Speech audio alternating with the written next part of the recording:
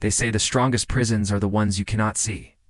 Not made of bars or chains, but of ideas, beliefs, fears, and stories so deeply planted in the human mind that we never question them.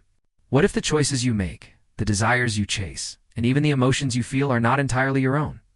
What if they were carefully shaped, not by chance, but by invisible hands? This is not the plot of a dystopian novel. This is history. A secret history. The secret history of mind control. From the earliest days of civilization, rulers knew that armies and weapons could only go so far. To conquer people's bodies was easy. But to conquer their minds, that was true power. Ancient kings, priests, and empires understood that lasting control came not from violence, but from belief. If you could make people believe in your authority, they would obey willingly, even gratefully. And so began the earliest experiments in controlling thought. Step into the temples of ancient Egypt. The walls are covered in symbols, carved with care, glowing in the torchlight. These weren't just decorations, they were messages. Hieroglyphs, rituals, chants, and ceremonies were designed to overwhelm the senses and guide the imagination. Priests performed elaborate rituals that connected cosmic myths to the authority of the pharaoh. By linking the ruler to the gods themselves, they ensured obedience without question. People did not simply fear their king, they believed disobedience would offend the universe itself. This was mind control, wrapped in myth. The Greeks and Romans carried the torch forward. Theater stories and public rituals weren't just entertainment, they were psychological tools. Gladiator games in the Colosseum, for example, were more than blood sport.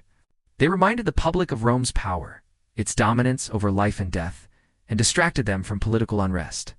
Bread and circuses kept the masses fed and entertained, numbing their minds with spectacle so they would not revolt. The crowd cheered. But beneath the roar was silence, the silence of consent.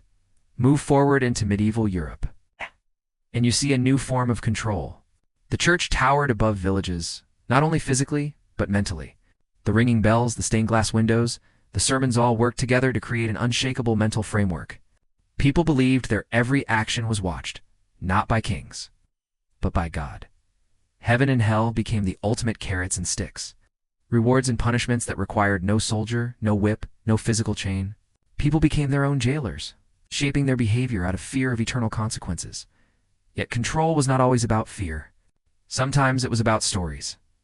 In every culture, myths were passed down to explain the world. But these myths also encoded rules of behavior, loyalties, and values. A myth was not just a story, it was a mental program, planted in childhood, running quietly in the background of thought.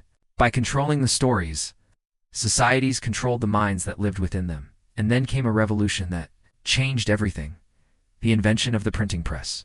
Suddenly, ideas could travel farther, faster, and with more permanence than ever before. To many, this was the dawn of enlightenment, the spread of knowledge, but it also became a weapon. Whoever controlled the printing press controlled the story of reality itself. Pamphlets, books, and newspapers were used not only to share knowledge, but to manipulate. Empires spread propaganda, stirring wars, uniting citizens against enemies, or glorifying rulers. Minds could be shaped en masse, not by sword or sermon, but by ink. The 20th century took this further still. Psychology was no longer philosophized with science. Researchers studied how memory works, how suggestion bypasses logic, how fear overrides reason. Governments quickly realized the potential. Propaganda was perfected during world wars, with posters, radio, and film shaping entire nations. Enemy soldiers were demonized, leaders glorified, and people were rallied to give everything, even their lives, for causes they barely understood. This was not brute force. It was psychological warfare. Corporations joined in as well. The advertising industry was born, and with it came the deliberate engineering of desire. Ads no longer said, "Here is a product." They whispered, "Here is who you will be if you buy it." Happiness, status, love, these could all be purchased, or so the ads claimed. It wasn't about selling objects. It was about selling identities, planting cravings deep in the subconscious. And people obeyed not because they had to, but because they believed they wanted to. Today, mind control has reached a scale unimaginable to ancient kings. Every swipe, every scroll, every click is tracked, measured, and analyzed. Algorithms study your behavior, predict your thoughts, and feed you carefully chosen content designed to keep you engaged, outraged, or addicted. Social media platforms are not neutral. They are laboratories of attention control. They don't just respond to your choices. They shape them. The illusion of freedom remains, but behind the screen. Invisible systems are guiding your every step. And yet, perhaps the most unsettling truth of all is this: the history of mind control has always worked best when it is invisible. When people laugh at the idea of being controlled, when they believe their thoughts are purely their own. The greatest trick of influence is not making you obey, is making you think you chose to. So as we open the hidden pages of this story, ask yourself, how many of your thoughts are truly yours? How much of your reality has been quietly shaped by forces you cannot see? And if you looked closely enough, would you be able to see the strings? Asterisk, as the 20th century unfolded, the study of the human mind moved from temples and pulpits into laboratories and secret government programs. No longer satisfied with myths and symbols, rulers and states sought precision methods that could predict, manipulate, and even rewrite the inner workings of consciousness itself. This was the age when science became a weapon, and the battlefield was the human psyche.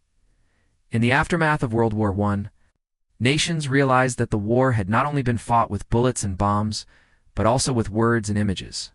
Posters of heroic soldiers, slogans of sacrifice, songs of patriotism, all had kept populations loyal and motivated. Governments learned that morale was as important as munitions. If you could shape belief, you could win wars before the battles even began.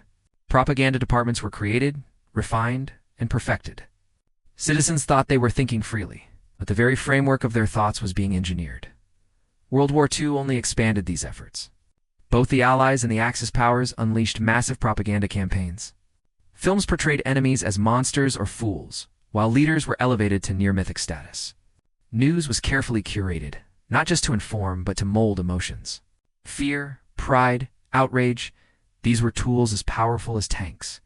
In Nazi Germany, Joseph Goebbels, the minister of propaganda, perfected techniques of emotional manipulation, repeating lies until they became accepted truths, embedding ideology into music, films, and even children's books. Mind control on a scale the world had never seen before. But beneath the surface of public propaganda, something even darker was happening. Secret programs were launched in the shadows, programs that sought not just to influence thought, but to break and rebuild it. Governments experimented with hypnosis, sensory deprivation, sleep manipulation, and drugs. The goal was chilling: to discover if the human mind could be erased and rewritten like a chalkboard. Whispers of these projects leaked into the public, stories of soldiers subjected to psychological experiments, of ordinary citizens unknowingly dosed with chemicals. Files later revealed programs so vast and disturbing that they read like science fiction. Intelligence agencies studied how to implant suggestions, how to induce compliance, even how to create alternate identities. The official story was often national security. But the deeper reality was that those in power had found the ultimate frontier of control, the human mind itself, at the same time. Corporations were refining their own forms of psychological influence. After the war, a new kind of warfare emerged: the battle for consumer attention. Advertising firms began hiring psychologists to design campaigns that bypassed logic and targeted raw emotion. Instead of saying, "buy this product," they said, "buy this feeling." A car wasn't transportation, it was freedom. A cigarette wasn't tobacco, it was rebellion. A soda wasn't a drink, it was happiness in a bottle.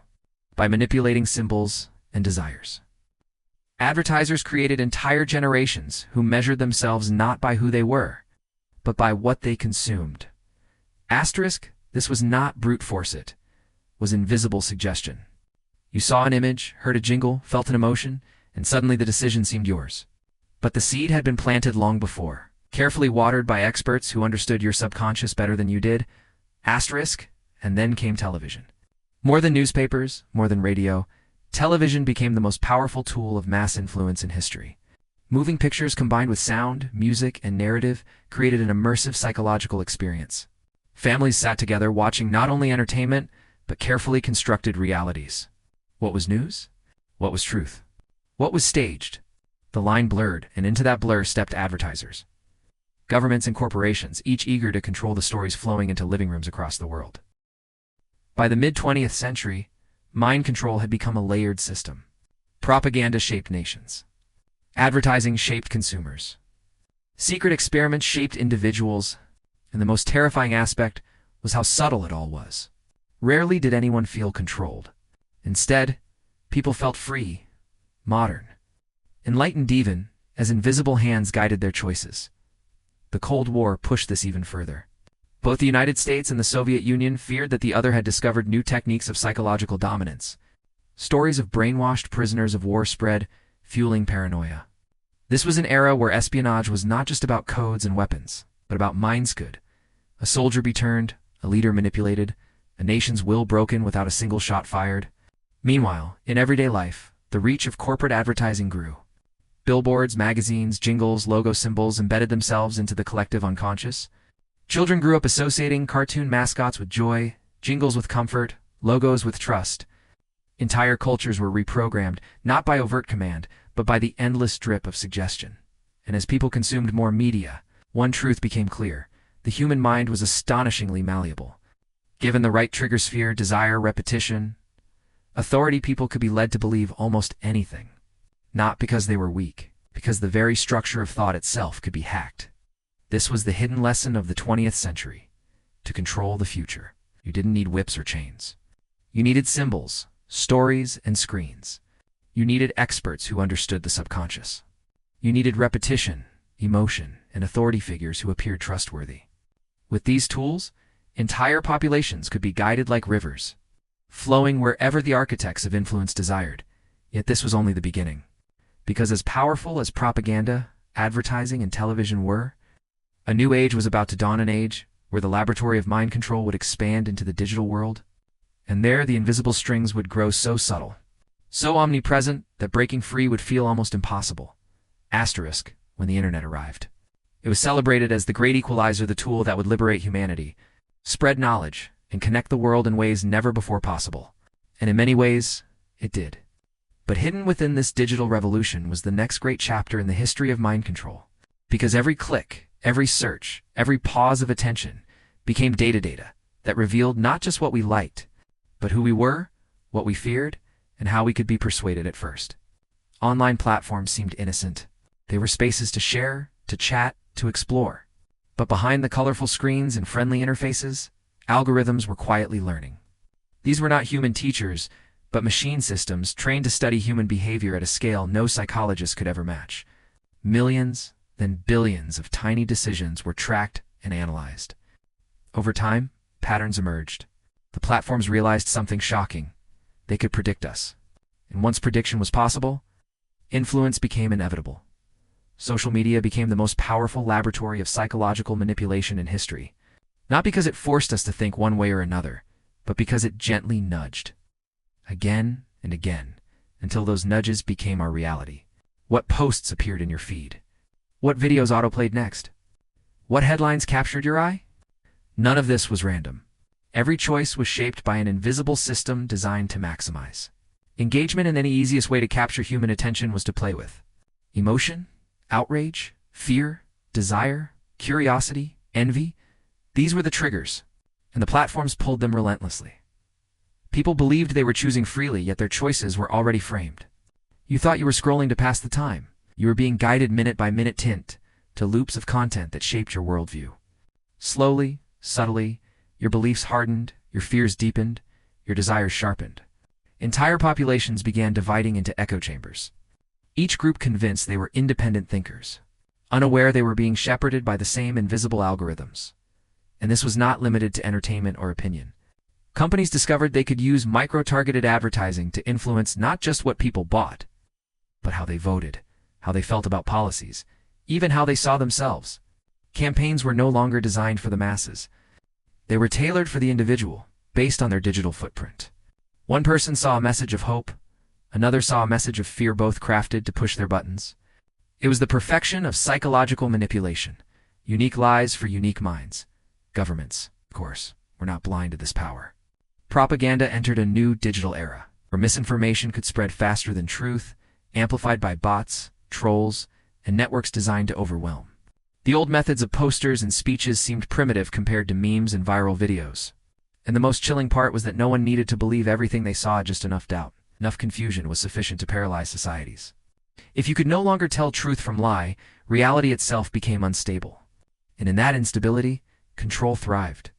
Meanwhile, the addictive design of technology went unnoticed by most users. Infinite scroll, push notifications, streaks, likes, shares. These were not accidental features. They were psychological traps, engineered with precision. exploiting the same reward systems in the brain that casinos use to keep gamblers hooked. Dopamine hits kept people coming back, not because they chose to, but because their biology had been hacked. Time itself vanished inside these digital spaces. Minutes turned into hours, hours into days. And all the while, the data grew richer, the systems smarter, so the influence deeper. Some researchers began to sound alarms, calling this the greatest social experiment in history. They warned that entire generations were being rewired, tension spans shortened, emotions heightened, empathy weakened. But these warnings were drowned in the endless noise of content. People scrolled past them, distracted by the very forces those warnings tried to expose. The illusion of freedom persisted. People laughed at the idea of mind control, imagining sinister devices or hypnotists swinging pendulums. They did not see that the control was already here, hidden in plain sight. It was in the stories recommended to them, the headlines framed to provoke them, the endless stream of suggestions that shaped their desires. Control no longer required force, it required convenience. Give people what they think they want.